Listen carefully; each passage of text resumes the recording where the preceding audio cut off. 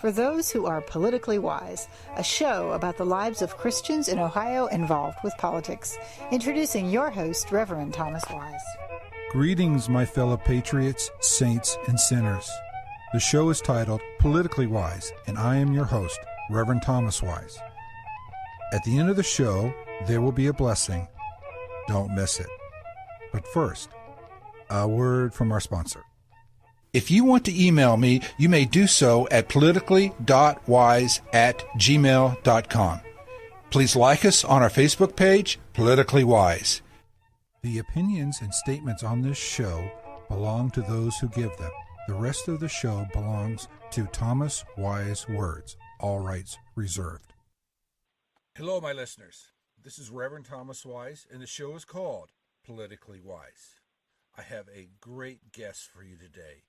My friend, would you please introduce yourself to my audience?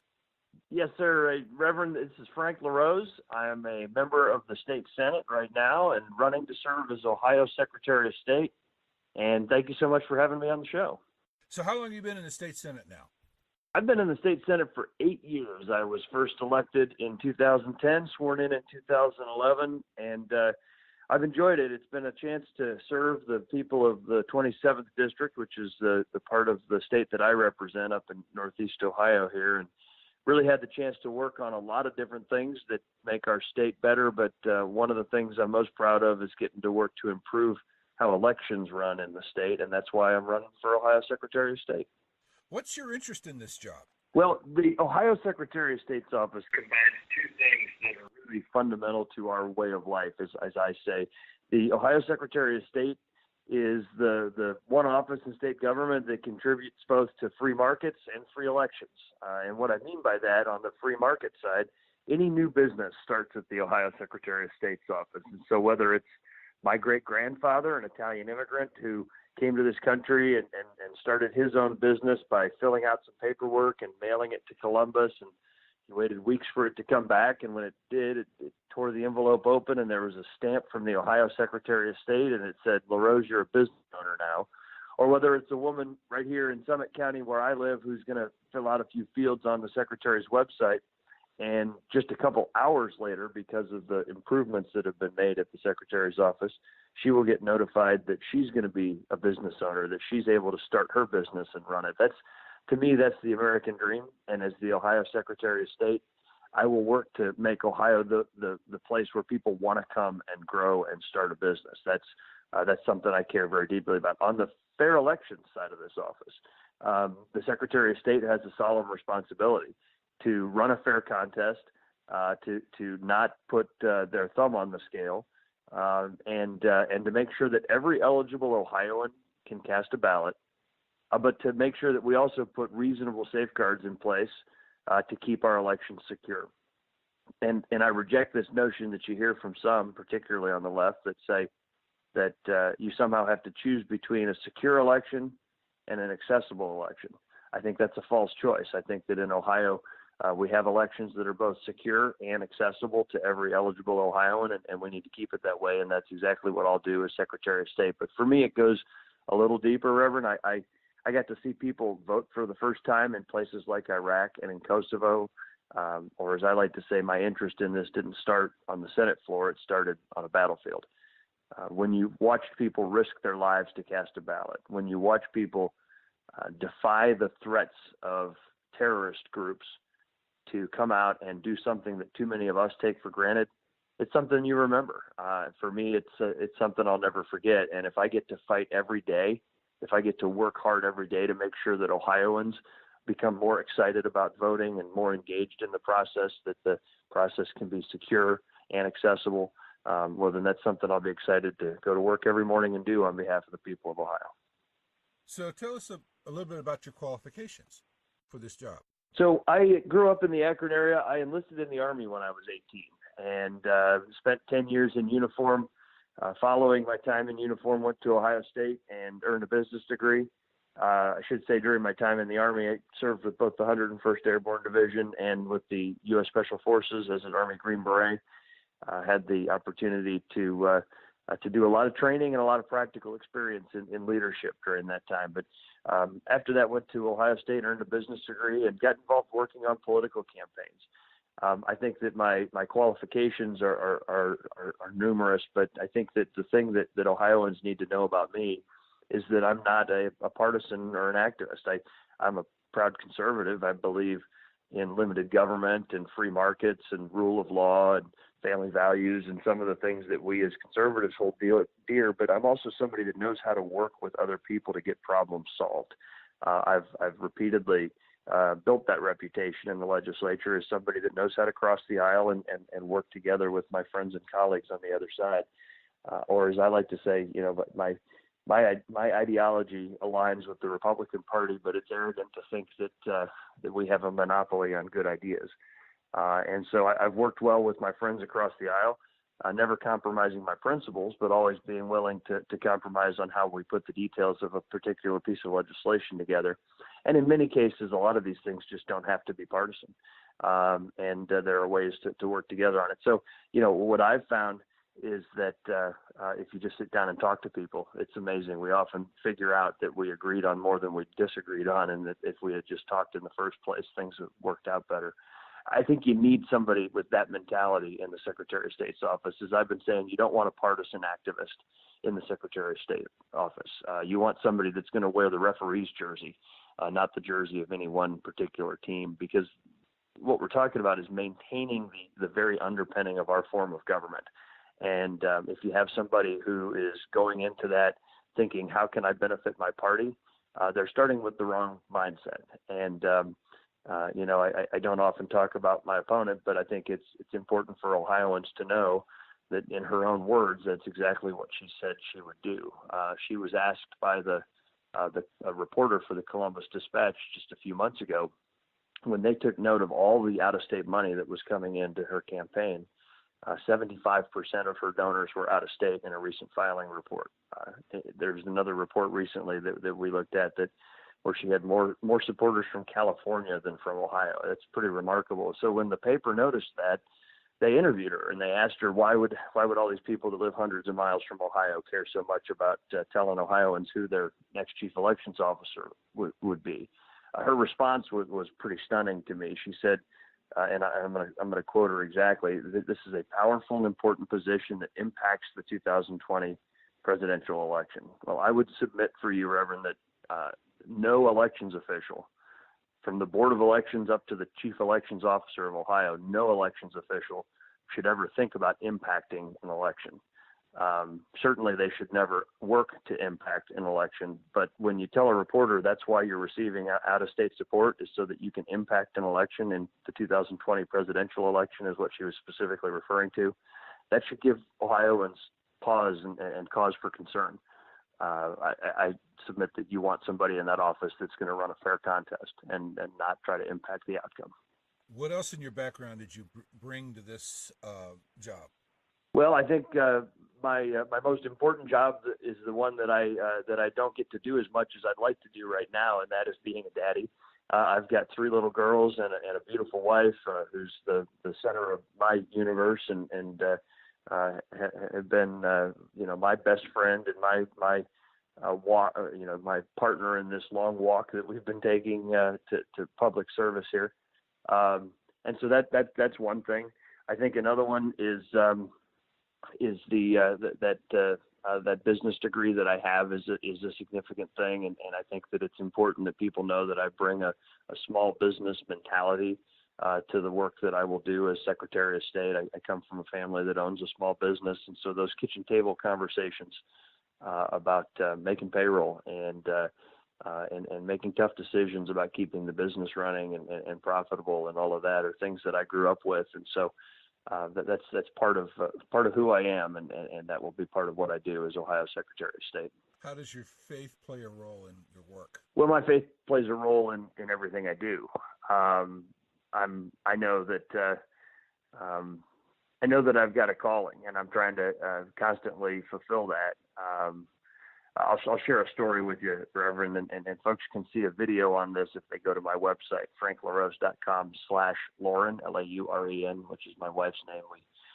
We set that website or that video up at franklarose.com/Lauren because Lauren's the one that features in the video. But when I served overseas in combat in Iraq, there was a day that I was called away to a meeting and had to get on a helicopter and go up to Baghdad to do a meeting that was necessary. And that day, my team went out to aid another unit that had gotten into a little gun battle, and so they were going out to help them. And the guy that was driving my truck, the vehicle that I always drove in our convoys, he jumped in my driver's seat because I was gone that day. And in fact, Lauren, my wife, her photograph was taped to the dashboard of this Humvee. That truck was blown up that day, and he was killed. And I remember struggling with that and thinking, why Dan and not me? Why was he the one that was lost today? And that's something that as I've thought about it and reflected on it, my belief is that the Lord has work yet for me to do here. That the Lord has kept me here on this planet because He wants me to serve others. And I'm an imperfect servant, as we all are. But I'm working every day to try to do my best to fulfill that responsibility that I believe I have here. And so, I recognize that that I'm only redeemed by grace, and that that my job is to do the best I can as an imperfect human to glorify the Lord every day, and to be an example for my children of what a Christian man should be. That's something that we all work to do, hopefully, in our faith and walk to try to glorify the Lord in each thing that we do.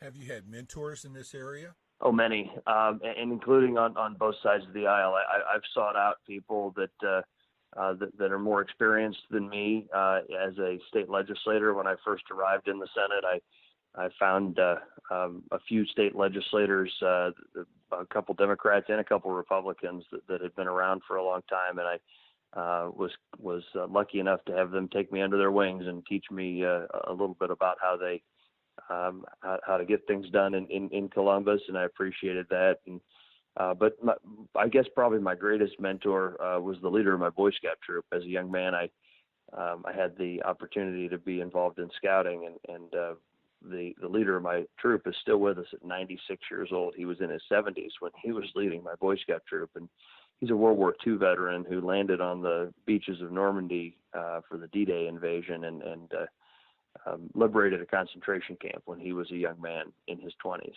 And so I got to hear those kind of stories growing up, sitting around the campfire. That made me want to serve and be like him. Heck, as I like to say, I still want to be like Bill when I grow up. He's 96 years old, and he swims every morning at the YMCA. Just an amazing fellow. And so anyway, that's what I guess we're always looking for mentors, but also always looking to be mentors. I've told folks that if you have the chance to mentor a young person, that's always time well spent. And so I look for those opportunities as well. And I've been able to do that through scouting. I go out to Boy Scout camp every summer and teach the citizenship requirement for the second class rank. Has a requirement that you discuss responsibilities and rights of citizenship with a elected official. And so I go out and do that at summer camp every year. My staff knows that when I put that on the schedule, that nothing else gets in the way, because that's something I really look forward to. You know, what's important about a man is what he does when no one's watching. Can I tell a story on you a little bit? One of the few stories I have. Please.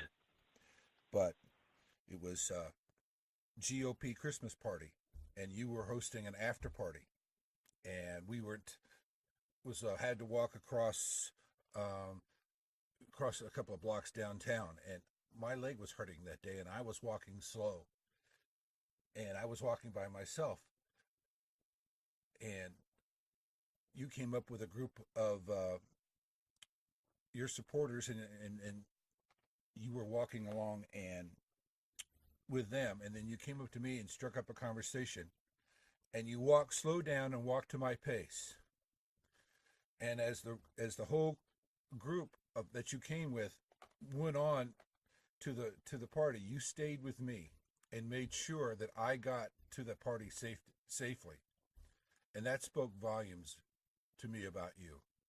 and that, I know you as a man of value, and that you walk out your values in big ways and in little ways. And so I greatly appreciate that about you, and have a lot of respect for you. And I find it an honor to interview you. So thank you again for coming on. Reverend Wise, that's I didn't even recall that. I suppose I was acting just sort of intuitively there, but let me tell a story on you that a lot of folks hopefully know, but may not. That many days when we have Senate session, when we're getting ready to do the difficult but important work of helping to guide our state in a positive direction through the work that we do in the legislature, you'll position yourself by the door to the chamber, and oftentimes we're rushing in, and we've got a stack of papers under our arms or important thoughts in our head that we're trying to untangle to get ready to cast our votes that day. And you'll offer, if we have the time, to stop and say a prayer with us, or to just greet us and remind us that the Lord loves us and ask for His blessing in our work. And that's something I always look forward to. And I thank you for doing that. It seems like a small gesture, but it's one of your many ministries. And thank you for doing it. Well, my friend, we've been talking for quite a while. Is there anything else that you wanted to bring up that I have not thought to ask you? Again, I picture Ohio as a place with a thriving democracy and a prosperous economy. That's my vision for Ohio. That's what I want to see for Ohio's future. And I think that serving as Ohio Secretary of State, I can contribute to both. I think that we run fair elections in Ohio, and we're always looking to make them better. We're always looking to make them more accessible and more efficient and more secure. And we'll continue to move in that direction under my leadership as Secretary of State. I think Ohio is a great place to raise a family and grow a business, but we can make it even better. And that's what I want to work on in this capacity. And so I'm humbly asking for your vote to serve as Ohio's next Secretary of State. Over the next few days, Ohioans will make an important decision. And in my race, there's still a large number undecided. My polls tell me that it's a virtual tie, and that there's a lot of folks that are still making up their mind. And so I consider this a job interview. I'm asking you to hire me for an important position. And my promise to you is that I'll work hard every day and make you proud in this capacity. Thank you, Reverend Wise. Thank you, sir. This is Reverend Thomas Wise, and the show is called Politically Wise. The show is titled Politically Wise, and I am your host, Reverend Thomas Wise.